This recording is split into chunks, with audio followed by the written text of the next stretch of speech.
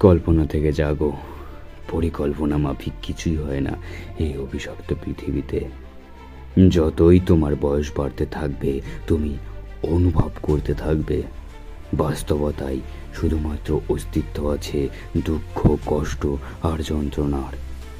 শোনো, এই পৃথিবীর যেখানেই তুমি থাকো না কেন, আলোর নিচে আধারের অস্তিত্ব থাকবেই।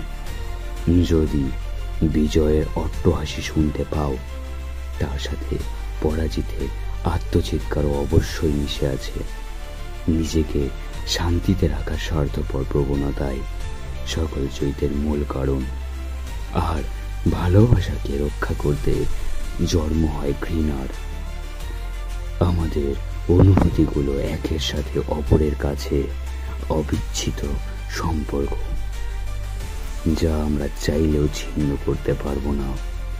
আমি চাই এই পৃথিবীর ভাগ্য পরিবর্তন করতে। একটি পৃথিবী শুধুমাত্র বিজয়ীদের, একটি পৃথিবী শুধুমাত্র শান্তি, একটি পৃথিবী শুধুমাত্র ভালোবাসার। আমি সেই পৃথিবী তৈরি করব। আমি হলাম উচিহাদের প্রেতাত্মা।